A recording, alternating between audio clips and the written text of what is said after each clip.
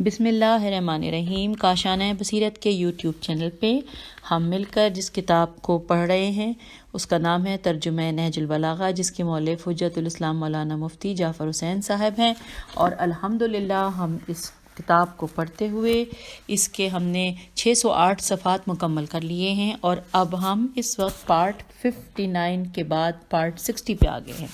یہ ہمارا پارٹ 60 ہے، جس میں ہم پیج نمبر 609 پر اور خطبہ نمبر 220 پڑھنے جا رہے ہیں۔ اور یہ بھی میں ساتھ ساتھ بتاتی چلوں کہ اب خطبات ہمارے اختتام کے نزدیک آ رہے ہیں، جیسے کہ میں نے آپ کو آغاز میں بتایا تھا کہ کتاب میں 238 خطبات ہیں، اور ہم پڑھ رہے ہیں خطبہ نمبر 220۔ آئیے مل کر اس کا آغاز کرتے ہیں۔ اس میں لکھا ہے آیت یا ایھا الناس ما غوکا بربکم الکریم۔ ترجمہ: اے انسان، تجھے کس چیز نے اپنے پروردگار کریم کے بارے میں دھوکہ دیا؟ Inverted Cama close. اس کی تلاوت کرتے وقت مولا نے ارشاد فرمایا، بسم اللہ الرحمن الرحیم، کہ یہ شخص جس سے یہ سوال ہو رہا ہے جواب میں کتنا عاجز اور فریب خوردہ عذر پیش کرنے میں کتنا قاصر ہے، وہ اپنے نفس کو سختی سے جہالت میں ڈالے ہوئے ہے۔ اے انسان، تجھے کس چیز نے گناہ پر دلیر کر دیا ہے، اور کس چیز نے تجھے اپنے پروردگار کے بارے میں دھوکہ دیا ہے، اور کس چیز نے تجھے اپنی تباہی پر مطمئن بنا دیا ہے؟ کیا تیرے مرض کے لیے شفا اور تیرے خواب غفلت کے لیے بیداری نہیں ہے؟ کیا تجھے اپنے پر اتنا بھی رحم نہیں آتا جتنا دوسروں پر ترس کھاتا ہے؟ بسا اوقات تو جلتی دھوپ میں کسی کو دیکھتا ہے تو اس پر سایہ کر دیتا ہے، یا کسی کو درد و کرب میں مبتلا پاتا ہے تو اس پر شفقت کی بنا پر تیرے آنسو نکل پڑتے ہیں، مگر خود اپنے روگ پر کس نے تجھے صبر دلا دیا ہے، اور کس نے تجھے اپنی مصیبتوں پر توانا کر دیا ہے، اور خود اپنے اوپر رونے سے تسلی دے دی ہے، حالانکہ سب جانوں سے تجھے اپنی جان عزیز ہے، اور کیوں کر عذاب الہی کی کہ رات ہی کو ڈیرے ڈال دینے کا خطرہ تجھے بیدار نہیں رکھتا، حالانکہ تو اپنے گناہوں کی بدولت اس کے قہر و تسلط کی راہ میں پڑا ہوا ہے۔ دل کی کوتاہیوں کے روگ کا چارہ عزم راسخ سے آنکھوں کے خواب غفلت کا مداوا بیداری سے کرو، اللہ کے مطیع و فرما روا بنو اور اس کی یاد سے جی لگاؤ۔ ذرا اس حالت کا تصور تو کرو، وہ تمہاری طرف بڑھ رہا ہے اور تم اس سے منہ پھیرے ہوئے ہو، اور وہ تمہیں اپنے دامن عفو میں لینے کے لیے بلا رہا ہے اور اپنے لطف و احسان سے ڈھانپنا چاہتا ہے۔ پیج 610۔ وہ ڈھانپنا چاہتا ہے اور تم ہو کہ اس سے روگرداں ہو کہ دوسری طرف رخ کیے ہوئے ہو۔ بلند و برتر ہے وہ خدائے قوی و توانا کہ جو کتنا بڑا کریم ہے، اور تو اتنا عاجز و ناتواں اور اتنا پست ہو کر گناہوں پر کتنا جری اور دلیر ہے، حالانکہ اسی کے دامن پناہ میں اقامت گزین ہے اور اسی کے لطف و احسان کی پہنائیوں میں اٹھتا بیٹھتا ہے۔ اس نے اپنے لطف و کرم کو تجھ سے روکا نہیں اور نہ تیرا پردہ چاک کیا ہے، بلکہ اس کی کسی نعمت میں جو اس نے تیرے لیے خلق کی، یا کسی گناہ میں کہ جس پر اس نے پردہ ڈالا، یا کسی مصیبت و ابتلا میں کہ جس کا رخ تجھ سے موڑا، تو اس کے لطف و کرم سے لحظہ بھر کے لیے محروم نہیں ہوا۔ یہ اس صورت میں ہے کہ جب تو اس کی معصیت کرتا ہے تو پھر تیرا اس کے بارے میں کیا خیال ہے؟ سوالیہ نشان۔ اگر تو اس کی اطاعت کرتا ہوتا، خدا کی قسم اگر یہی رویہ دو ایسے شخصوں میں ہوتا جو قوت و قدرت میں برابر کے ہم پلہ ہوتے، اور ان میں سے ایک تو ہوتا جو بے رخی کرتا اور دوسرا تجھ پر احسان کرتا، تو ہی سب سے پہلے اپنے نفس پر کج خلقی و بد کرداری کا حکم لگاتا۔ سچ کہتا ہوں کہ دنیا نے تجھ کو فریب نہیں دیا، بلکہ خود جان بوجھ کر اس کے تو فریب میں آیا ہے۔ اس نے تو تیرے سامنے نصیحتوں کو کھول کر رکھ دیا اور تجھے ہر چیز سے یکساں طور پر آگاہ کر دیا۔ اس نے جن بلاؤں کو تیرے جسم پر نازل ہونے اور جس کمزوری کے تیرے قوی پر طاری ہونے کا وعدہ کیا ہے، اس میں راست گو اور ایفائے عہد کرنے والی ہے، بجائے اس کے تجھ سے جھوٹ کہا ہو یا فریب دیا ہو۔ پیج 611۔ کتنے ہی اس دنیا کے بارے میں سچے نصیحت کرنے والے ہیں جو تیرے نزدیک قابل اعتبار ہیں، اور کتنے ہی اس کے حالات کو صحیح صحیح بیان کرنے والے ہیں جو جھٹلائے جاتے ہیں۔ اگر تو ٹوٹے ہوئے گھروں اور سنسان مکانوں سے دنیا کی معرفت حاصل کرے تو انہیں اچھی یاد دہانی اور مؤثر پند دہی پے نون دال اور دہی کے لحاظ سے بمنزلہ ایک مہربان کے پائے گا کہ جو تیرے ہلاکتوں میں پڑنے سے بخل سے کام لیتے ہیں۔ یہ دنیا اس کے لیے اچھا گھر ہے جو اسے گھر سمجھنے پر خوش نہ ہو، اور اسی کے لیے اچھی جگہ ہے جو اسے اپنا وطن بنا کر نہ رہے۔ اس دنیا کی وجہ سے سعادت کی منزل پر کل وہی لوگ پہنچیں گے جو آج سے گریزاں ہیں۔ اگلا پیراگراف ہے کہ جب زمین زلزلے میں اور قیامت اپنی ہولناکیوں کے ساتھ آ جائے گی اور ہر عبادت گاہ سے اس کے پجاری، ہر معبود سے اس کے پرستار اور ہر پیشوا سے اس کے مقتدی ملحق ہو جائیں گے، تو اس وقت فضا میں شگاف کرنے والی نظر اور زمین میں قدموں کی ہلکی چاپ کا بدلہ بھی اس کی عدالت گستری و انصاف پروری کے پیش نظر حق و انصاف سے پورا دیا جائے گا۔ اس دن کتنی ہی دلیلیں غلط و بےمانی ہو جائیں گی اور عذر و معذرت کے بندھن ٹوٹ جائیں گے، تو اب اس چیز کو اختیار کرو کہ جس سے تمہارا عذر قبول اور تمہاری حجت ثابت ہو سکے۔ جس دنیا سے تم نے ہمیشہ بہرہ یاب نہیں ہونا، اس سے وہ چیزیں لے لو جو تمہارے لیے ہمیشہ باقی رہنے والی ہیں۔ اپنے سفر کے لیے تیار رہو، دنیا کی ظلمتوں میں نجات کی چمک پر نظر کرو اور جد و جہد کی سواریوں پر پالان کس لو۔ خطبہ نمبر 220 مکمل ہو گیا اور اب ہم پیج نمبر 612 پہ آ گئے ہیں۔ آئیے اب ہم خطبہ نمبر 221 کو پڑھنے جا رہے ہیں۔ لکھا ہے، خدا کی قسم مجھے سعدان کے کانٹوں پر جاگتے ہوئے رات گزارنا اور طوق و زنجیر میں مقید ہو کر گھسیٹا جانا اس سے کہیں زیادہ پسند ہے کہ میں اللہ اور اس کے رسول صلی اللہ علیہ وآلہ وسلم سے اس حالت میں ملاقات کروں کہ میں نے کسی بندے پر ظلم کیا ہو۔ سامعین، اس خطبے کے اس پہلے پیراگراف میں جہاں پہ ورڈ لکھا ہے سعدان یعنی سین عین دال الف نون، وہاں پہ حاشیے میں پڑھنے کو کہا ہے اور صرف ایک لائن ہے، میں پڑھ دیتی ہوں ساتھ ساتھ۔ لکھا ہے کہ سعدان ایک خاردار جھاڑی ہے جسے اونٹ چرتا ہے، یعنی اونٹ کھاتا ہے۔ تو جی آئیے ہم پھر خطبے کی طرف آ گئے ہیں کہ اللہ اور اس کے رسول سے اس حالت میں ملاقات کروں کہ میں نے کسی بندے پر ظلم کیا ہو یا مال دنیا میں سے کوئی چیز غصب کی ہو۔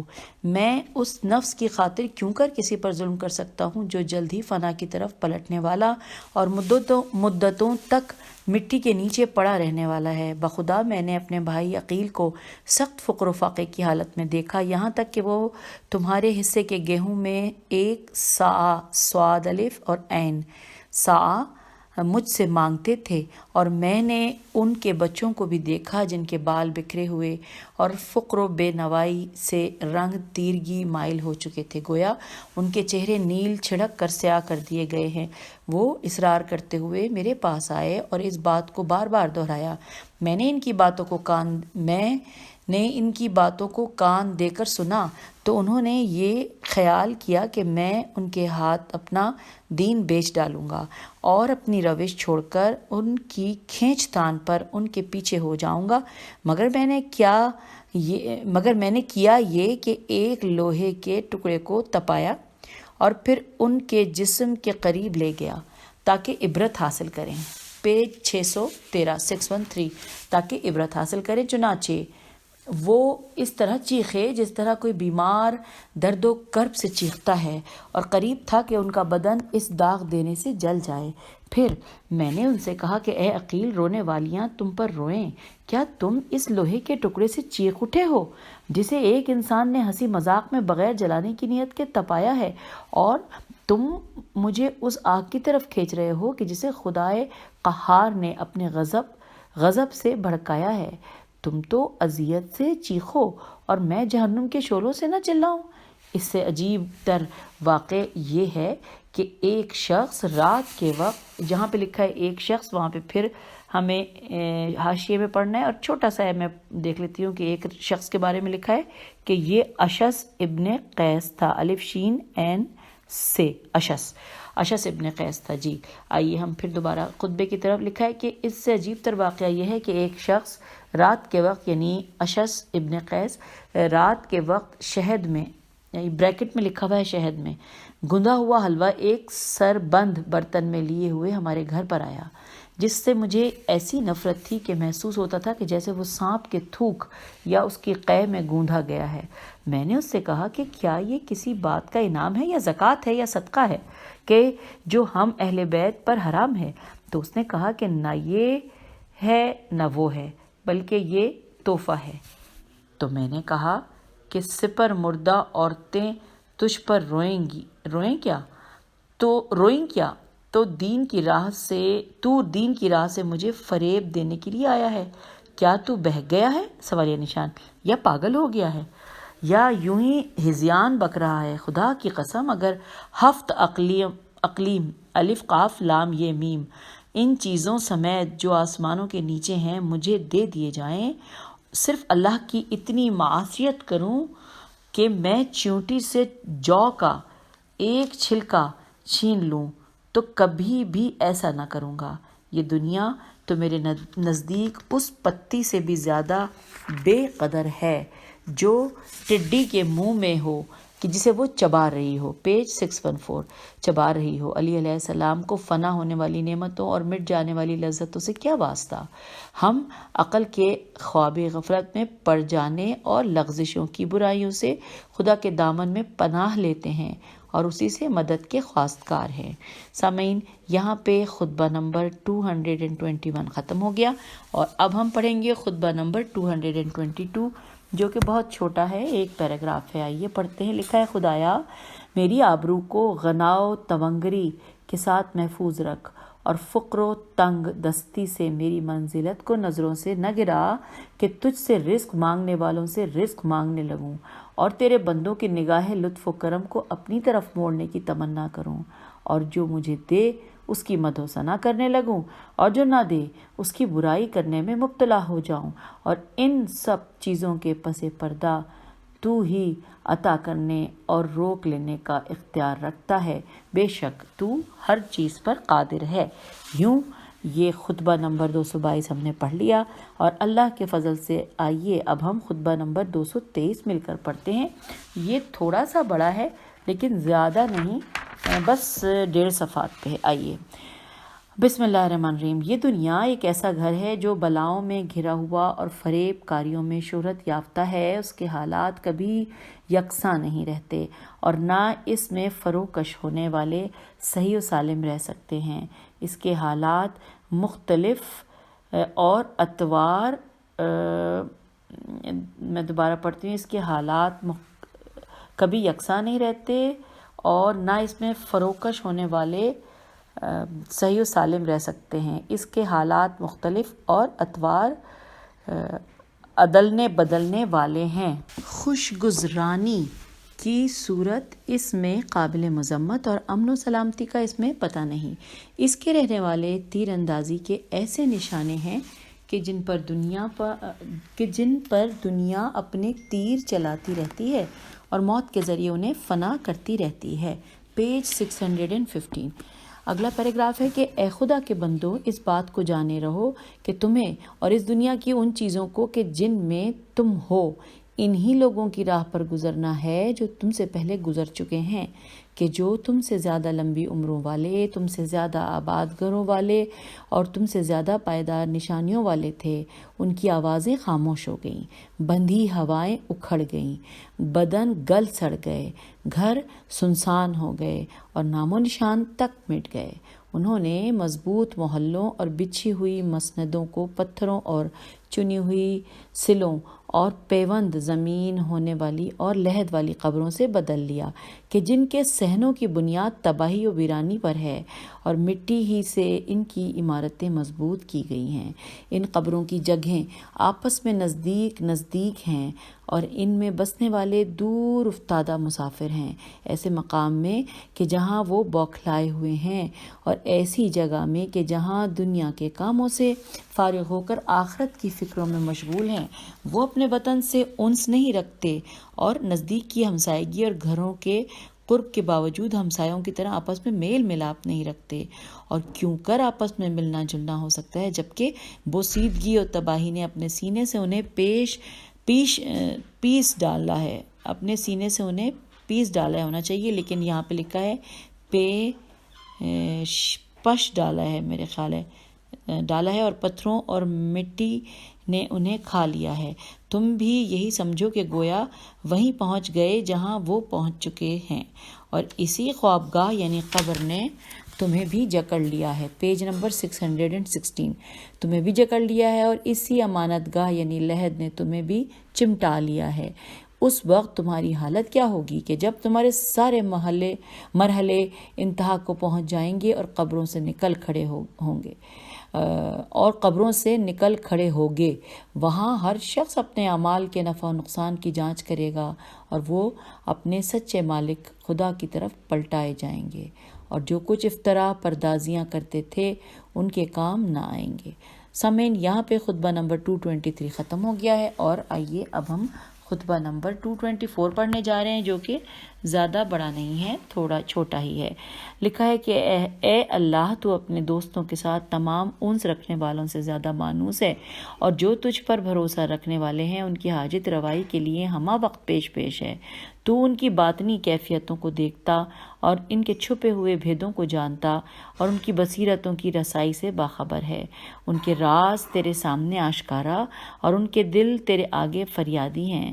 اگر تنہائی سے ان کا جی گھبراتا ہے تو تیرا ذکر ان کا دل بہلاتا ہے۔ اگر مصیبتیں ان پر پڑتی ہیں تو وہ تیرے دامن میں پناہ لینے کے لیے ملتجی ہوتے ہیں، یہ جانتے ہوئے کہ سب چیزوں کی باغ ڈور تیرے ہاتھ میں ہے، اور ان کے نفاذ پذیر ہونے کی جگہیں تیرے ہی فصیلوں سے وابستہ ہیں۔ خدایا، اگر میں سوال کرنے سے عاجز رہوں یا اپنے مقصود پر نظر نہ ڈال سکوں تو میری مصلحتوں کی طرف رہنمائی فرما، اور میرے دل کو اصلاح و بہبودی کی صحیح منزل پر پہنچا۔ یہ چیز تیری رہنمائیوں اور حاجت روائیوں کو دیکھتے ہوئے کوئی نرالی نہیں۔ خدایا، میرا معاملہ اپنے عفو و بخشش سے طے کر، نہ کہ اپنے عدل و انصاف کے معیار سے۔ یہاں پر پیج نمبر 607 پر ہم آ گئے ہیں، اور خطبہ نمبر 224 ختم ہو گیا ہے۔ اب آئیے ہم خطبہ نمبر 225 کو پڑھتے ہیں، جو کہ خطبہ تو چھوٹا ہے، لیکن اس کے بارے میں جو حاشیے میں آگے تفصیلات لکھی ہیں وہ 3 صفحات پر مشتمل ہیں۔ آئیے پہلے خطبہ پڑھتے ہیں۔ لکھا ہے، فلاں شخص کی کارکردگیوں کی جزا اللہ دے۔ جہاں پہ لفظ فلاں شخص لکھا ہے وہاں پہ حاشیے میں پڑھنے کے لیے ہمارے لیے اشارہ کیا گیا ہے، لیکن ہم پہلے خطبہ مکمل کریں گے، اس کے بعد حاشیے میں جا کے پڑھیں گے۔ لکھا ہے، فلاں شخص کی کارکردگیوں کی جزا اللہ دے۔ انہوں نے ٹیڑھے پن کو سیدھا کیا، مرض کا چارہ کیا، فتنہ و فساد کو پیچھے چھوڑ گئے، سنت کو قائم کیا، صاف ستھرے دامن اور کم عیبوں کے ساتھ دنیا سے رخصت ہوئے، دنیا کی بھلائیوں کو پا لیا اور اس کی شرانگیزیوں سے آگے بڑھ گئے، اللہ کی اطاعت بھی کی اور اس کا پورا خوف بھی کھایا، خود چلے گئے اور لوگوں کو ایسے متفرق راستوں میں چھوڑ گئے جن میں گم کردہ راستہ نہیں پا سکتا اور ہدایت یافتہ یقین تک نہیں پہنچ سکتا۔ یہ سامعین، یہاں پہ خطبہ 225 مکمل ہوا، لیکن جب یہ آغاز ہوا تھا جہاں پہ کہا گیا تھا کہ فلاں شخص کی کارکردگیوں کی جزا اللہ دے، تب لکھا تھا کہ ہم حاشیے میں پڑھیں۔ آئیے اب ہم حاشیے میں پڑھنے جا رہے ہیں۔ لکھا ہے، ابن ابی الحدید نے تحریر کیا ہے کہ لفظ فلاں کنایہ ہے حضرت عمر سے، اور یہ کلمات انہی کی مدح و توصیف میں کہے گئے ہیں، جیسا کہ سید رضی کی تحریر کردہ نسخہ نہج البلاغہ میں لفظ فلاں کے نیچے انہی کے ہاتھ کا لکھا ہوا لفظ عمر موجود تھا۔ یہ ہے ابن ابی الحدید کا دعویٰ، مگر دیکھنا یہ ہے کہ اگر سید رضی نے بطور تشریح حضرت عمر کا نام لکھا ہوتا تو جس طرح ان کے دوسرے تشریحات موجود ہیں اسی طرح اس تشریح کو بھی موجود ہونا چاہیے تھا، اور ان نسخوں میں بھی اس کا وجود ہونا چاہیے تھا کہ جو ان کے نسخے سے نقل ہوتے رہے ہیں۔ چنانچہ اب بھی موصل میم واو صاد لام میں مستعصم باللہ کے دور کے شہر آفاق خطاط یاقوت المستعصمی کے ہاتھ کا لکھا ہوا قدیم ترین نہج البلاغہ کا نسخہ موجود ہے، مگر سید رضی کی اس تشریح کی نشاندہی کسی ایک نے بھی نہیں کی، اور اگر ابن ابی الحدید کی اس روایت کو صحیح بھی مان لیا جائے تو اسے زائد سے زیادہ لکھنا چاہ رہے ہیں شاید، یا جو لکھا ہے میں پڑھ رہی ہوں، تو اسے زائد سے زائد جناب رضی کی ذاتی رائے کہا جا سکتا ہے، جسے کسی قوی دلیل کی موجودگی میں بطور موید میم واو یہ دال موید تو پیش کیا جا سکتا ہے، مگر مستقلاً اس شخصی رائے کو کوئی اہمیت نہیں دی جا سکتی۔ ہم پڑھتے پڑھتے صفحہ نمبر 618 پر آ گئے ہیں۔ اگلا پیراگراف ہے، لکھا ہے حیرت ہے کہ ابن ابی الحدید 7ویں ہجری میں سید رضی سے کہ 250 برس بعد یہ افادہ فرماتے ہیں کہ اس سے حضرت عمر مراد ہیں، اور یہ کہ خود سید رضی نے اس کی تصریح کر دی تھی۔ چنانچہ ان کے تے بے تے عین، یا یہی ورڈ لگ رہا ہے کہ ان کے تے تبتا میں بعض دوسرے شارحین نے بھی یہی لکھنا شروع کر دیا، لیکن سید رضی کے معاصرین میں سے جن لوگوں نے بھی نہج البلاغہ کے متعلق کچھ لکھا ہے، ان کی تحریرات میں اس کا کچھ پتہ نہیں چلتا، حالانکہ بحیثیت معاصر ہونے کے سید رضی کی تحریر پر انہیں زیادہ مطلع ہونا چاہیے تھا۔ چنانچہ علامہ علی ابن الناصر جو جناب سید رضی کے ہم عصر تھے اور انہی کے دور میں نہج البلاغہ کی شرح اعلام نہج البلاغہ کے نام سے لکھتے ہیں، وہ اس خطبے کے ذیل میں تحریر فرماتے ہیں۔ اب سامعین میں اس کا ترجمہ پڑھنے لگی ہوں، جو کہ 2-3 لائنوں پر ہے صرف۔ لکھا ہے کہ حضرت نے اپنے اصحاب میں سے ایک ایسے شخص کو حسن سیرت کے ساتھ سراہا ہے کہ جو پیغمبر کے بعد پیدا ہونے والے فتنے سے پہلے ہی انتقال کر چکا تھا۔ یہاں پر یہ بات ختم ہو گئی جو ترجمہ پڑھا۔ اس کے نیچے لکھا ہے کہ اس کی تائید علامہ قطب الدین راوندی متوفی 573 ہجری کی شرح نہج البلاغہ سے بھی ہوتی ہے۔ چنانچہ ابن سمیم نے ان کا یہ قول نقل کیا ہے، اور اب میں قول جو کہ 2 لائنوں میں ہے اس کا ترجمہ پڑھنے جا رہی ہوں۔ لکھا ہے کہ حضرت نے اس سے زمانہ پیغمبر کے اپنے ایک ایسے ساتھی کو مراد لیا ہے جو فتنہ کے برپا ہونے اور پھیلنے سے پہلے ہی رحلت کر چکا تھا۔ یہاں پہ یہ بات ختم ہو گئی۔ اگلا آگے نیچے پڑھتے ہیں۔ لکھا ہے اگر یہ کلمات حضرت عمر کے متعلق ہوتے اور اس کے متعلق کوئی قابل اعتماد سند ہوتی تو ابن ابی الحدید اس سند و روایت کو درج کرتے اور اس کا ذکر تاریخ میں آتا اور زبانوں پر اس کا چرچا ہوتا، مگر یہاں تو اثبات مدعا کے لیے خود ساختہ قرائن قاف ر الف حمزہ نون کے علاوہ کچھ نظر ہی نہیں آتا۔ چنانچہ وہ خیرہا و شرہا کی ضمیر کا مرجع خلافت کو قرار دیتے ہوئے لکھتے ہیں کہ یہ کلمات ایسے ہی شخص پر صادق آ سکتے ہیں جو تسلط و اقتدار رکھتا ہو، کیونکہ اقتدار کے بغیر ناممکن ہے کہ سنت کی ترویج اور بدعت کی روک تھام کی جا سکے۔ یہ ہے اس دلیل کا خلاصہ جسے اس مقام پر پیش کیا ہے، حالانکہ اس کی کوئی دلیل نہیں کہ ضمیر کا مرجع خلافت ہے، بلکہ وہ ضمیر دنیا کی طرف راجع ر الف جیم عین ہو سکتی ہے، جو سیاق کلام سے مستفاد ہے، اور مفاد عامہ کی حفاظت و ترویج و سنت کے لیے اقتدار کی شرط لگا دینا، امر بالمعروف و نہی عن المنکر کا دروازہ بند کر دینا ہے۔ حالانکہ خداوند عالم نے شرط اقتدار کے بغیر امت کے ایک گروہ پر یہ فریضہ عائد کیا ہے، اور اب یہ میں ترجمہ پڑھ رہی ہوں آیت کا۔ لکھا ہے تم میں سے ایک ایسا گروہ ہونا چاہیے جو نیکی کی طرف بلائے اور اچھے کاموں کا حکم دے اور برے کاموں سے روکے۔ Page number 619۔ اسی طرح پیغمبر اکرم صلی اللہ علیہ وآلہ وسلم سے مروی ہے کہ ترجمہ لوگ جب تک امر بالمعروف و نہی عن المنکر کرتے رہیں گے اور نیکی اور تقوی پر ایک دوسرے کا ہاتھ بٹاتے رہیں گے، وہ بھلائی پر باقی رہیں گے۔ یوں ہی امیر المومنین اپنی ایک وصیت میں عمومیت کے ساتھ فرماتے ہیں۔ ترجمہ توحید اور سنت کے ستونوں کو قائم کرو اور ان دونوں چراغوں کو روشن رکھو۔ ترجمہ مکمل ہو گیا۔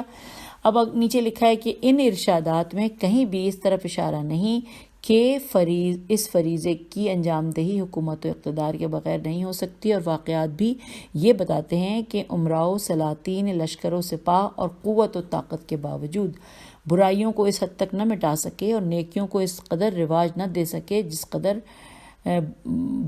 بعض گمنام اور شکستہ حال درویش دل و دماغ پر اپنی روحانیت کا نقشہ بٹھا کر اخلاقی رفتوں کو ابھار گئے، حالانکہ ان کی پشت پر نہ فوج نہ سپاہ ہوتی تھی اور نہ بے سر و سامانی کے علاوہ کوئی سر و سامان ہوتا تھا۔ بے شک تسلط و اقتدار سروں کو جھکا سکتا ہے، لیکن ضروری نہیں کہ دلوں میں نیکی کی راہ بھی پیدا کر سکے۔ تاریخ بتاتی ہے کہ بیشتر اسلامی تاجداروں نے اسلامی خد و خال کو مٹا کر رکھ دیا، اور اسلام اپنے بقا و فروغ میں صرف ان بے نواؤں کا مرہون منت رہا جن کی جھولی میں فقر و نامرادی کے علاوہ کچھ نہ ہوتا تھا۔ اگر اسی پر اصرار ہو کہ اس سے صرف ایک حکمران ہی مراد لیا جا سکتا ہے، تو کیوں نہ اس سے حضرت کا کوئی ایسا ساتھی مراد لیا جائے جو کسی صوبے پر حکمران رہ چکا ہو، جیسے حضرت سلیمان فارسی، جن کی تجہیز و تکفین کے لیے حضرت مدائن تشریف لے گئے، اور بعید نہیں کہ ان کے دفن کرنے کے بعد ان کی زندگی اور آئین حکمرانی پر تبصرہ فرماتے ہوئے یہ الفاظ ارشاد فرمائے ہوں۔ پھر یہ سمجھنا کہ وہ حضرت عمر ہی کے متعلق الفاظ ہیں بلا دلیل ہی تو ہے۔ آخر میں اثبات مدعا کے لیے طبری کی اس روایت کو پیش کیا ہے۔ ترجمہ پڑھنے جا رہی ہوں سامعین۔ لکھا ہے مغیرہ ابن شعبہ شین عین بے سے روایت ہے کہ جب حضرت عمر رضی اللہ انتقال کر گئے تو بنت ابی حسمہ ہے سے میم ہے نے روتے ہوئے کہا کہ ہائے ہائے، عمر تو وہ تھا جس نے ٹیڑھے پن کو سیدھا کیا، بیماریوں کو دور کیا، فتنوں کو مٹایا اور سنتوں کو زندہ کیا، پاکیزہ دامن اور عیبوں سے بچ کر چل بسا۔ اب بریکٹ میں لکھا ہے مورخ طبری کہتے ہیں کہ مغیرہ نے بیان کیا کہ جب حضرت عمر دفن ہو گئے تو میں حضرت علی علیہ السلام کے پاس آیا اور میں چاہتا تھا کہ آپ سے حضرت عمر کے بارے میں کچھ سنوں۔ پیج 620۔ چنانچہ میرے جانے پر حضرت باہر تشریف لائے، اس حالت میں کہ آپ غسل فرما کر ایک کپڑے میں لپٹے ہوئے تھے اور سر اور داڑھی کے بال کو جھٹک رہے تھے، اور آپ کو اس میں کوئی شبہ نہ تھا کہ خلافت آپ ہی کی طرف پلٹے گی۔ اس موقع پر آپ نے فرمایا خدا ابن خطاب پر رحم کرے، بنت ابی حسمہ نے سچ کہا ہے کہ وہ خلافت کے فائدے اٹھا گئے اور بعد میں پیدا ہونے والے فتنوں سے بچ نکلے۔ خدا کی قسم بنت ابی حسمہ نے کہا نہیں بلکہ اس سے کہلوایا گیا ہے۔ یہاں پہ یہ ترجمہ مکمل ہو گیا جو کہ طبری جلد نمبر 3 صفحہ نمبر 285 کا تھا۔ اگلا پیراگراف ہے، ہم پڑھ رہے ہیں۔ لکھا ہے اس واقعے کا راوی مغیرہ ابن شعبہ ہے، جس کا جمیل کے ساتھ فعل بد کا مرتکب ہونا اور شہادت کے باوجود حضرت عمر کا اسے حد سے بچا لے جانا اور معاویہ کے حکم سے اس کا کوفے میں اعلانیہ امیر المومنین علیہ السلام پر سب و شتم کرنا تاریخی مسلمات میں سے ہے۔ اس بنا پر اس کی روایت کا جو وزن ہو سکتا ہے وہ ظاہر ہے، اور پھر ورایتاً بھی اس روایت کو قبول نہیں کیا جا سکتا، کیونکہ مغیرہ کا یہ کہنا کہ امیر المومنین علیہ السلام کو اپنی خلافت میں کوئی شبہ نہ تھا حقیقت کے خلاف ہے۔ آخر وہ کون سے قرائن تھے جن سے اس نے یہ اندازہ لگایا، جبکہ تاریخی حقائق اس کے سراسر خلاف ہیں، اور اگر کسی کی خلافت یقینی تھی تو وہ حضرت عثمان تھے۔ چنانچہ عبد الرحمن ابن عوف نے شورا کے موقع پر امیر المومنین سے کہا، ترجمہ: اے علی علیہ السلام، تم اپنے لیے ضرر کی صورت پیدا نہ کرو، میں نے دیکھ بھال لیا ہے اور لوگوں سے مشورہ بھی لیا ہے، وہ سب عثمان کو چاہتے ہیں۔ حوالہ ہے طبری جلد نمبر 3 صفحہ نمبر 297۔